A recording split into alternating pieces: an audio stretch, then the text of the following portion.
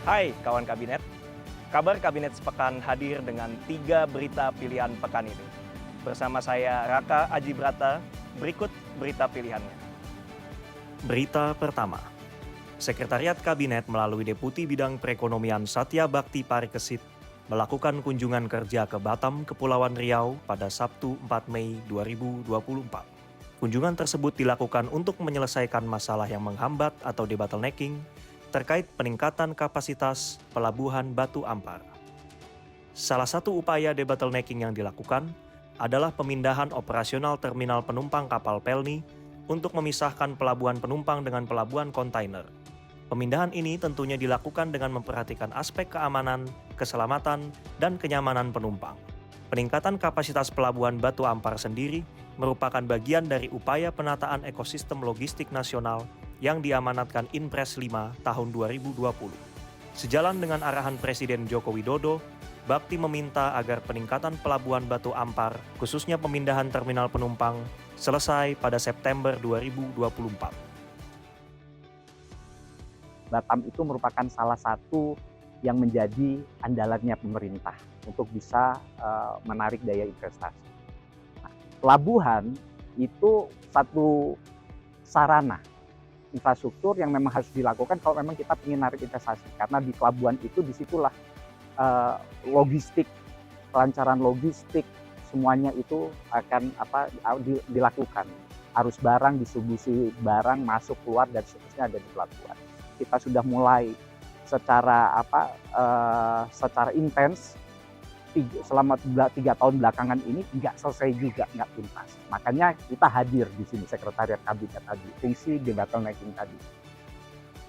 Berita kedua, Presiden Joko Widodo membuka Musyawarah Perencanaan Pembangunan Nasional atau Musrenbangnas tahun 2024 di DCC Jakarta pada Senin 6 Mei 2024. Dalam acara tersebut, Presiden menegaskan pentingnya sinkronisasi dan koordinasi antara pusat dan daerah dalam pelaksanaan program-program pembangunan.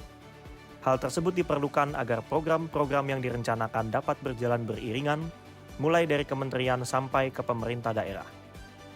Selain itu, Presiden juga menekankan bahwa program pembangunan harus berorientasi pada hasil, memiliki manfaat ekonomi, dan dilakukan dengan tepat sasaran, agar anggaran yang dikeluarkan dapat dirasakan manfaatnya oleh masyarakat.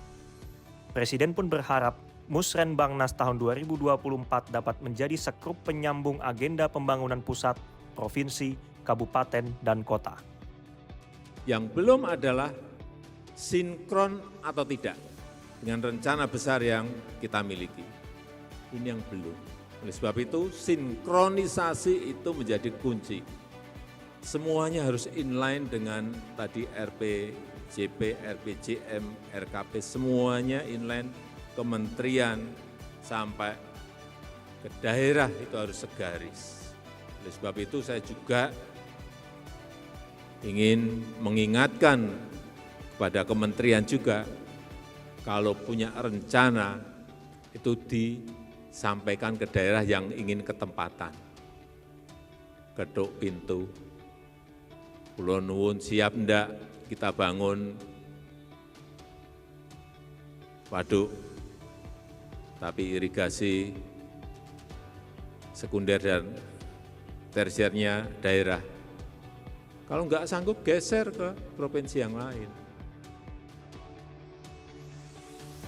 Berita ketiga, Presiden Joko Widodo meresmikan Indonesia Digital Test House atau IDTH pada Selasa 7 Mei 2024 di Balai Besar Pengujian Perangkat Telekomunikasi atau BBPPT Depok, Jawa Barat.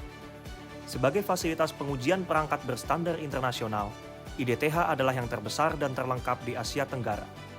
Fasilitas ini dilengkapi dengan peralatan canggih untuk menguji berbagai perangkat digital, mulai dari laptop hingga radar.